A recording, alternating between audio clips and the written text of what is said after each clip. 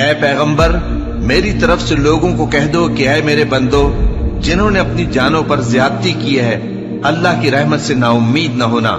اللہ تو سب گناہوں کو بخش دیتا ہے، بے شک وہی تو ہے بڑا بخشنے والا، بڑا مہربان۔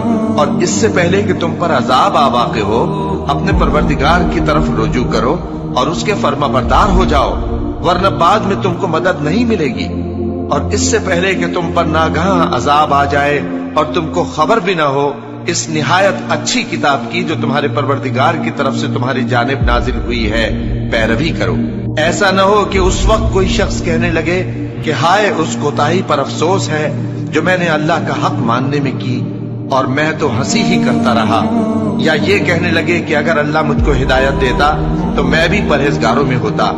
یا جب عذاب دیکھ لے تو کہنے لگے کہ اگر مجھے پھر ایک دفعہ دنیا میں جانا ہو تو میں نیکوکاروں میں ہو جاؤں۔ ارشاد ہوگا کیوں نہیں، میری آیتیں تیرے پاس پہنچ گئی تھی مگر تو نے ان کو جھٹلایا اور شیخی میں آ گیا اور تو کافر بن گیا۔ اور اے مخاطب، جن لوگوں نے اللہ پر جھوٹ بولا، تم قیامت کے دن دیکھو گے کہ ان کے چہرے سیاہ ہو رہے ہوں گے۔ کیا تکبر کرنے والوں کا ٹھکانہ دوزخ میں نہیں ہے؟ اور جو پرہیزگار ہیں ان کی کامیابی کے سبب اللہ ان کو نجات دے گا، نہ تو ان کو کوئی تکلیف پہنچے گی اور نہ وہ غمناک ہوں گے۔ اللہ ہی ہر چیز کا پیدا کرنے والا ہے اور وہی ہر چیز کا نگراں ہے۔ اسی کے پاس آسمانوں اور زمین کی کنجیاں ہیں، اور جنہوں نے اللہ کی آیتوں سے کفر کیا وہی نقصان اٹھانے والے ہیں۔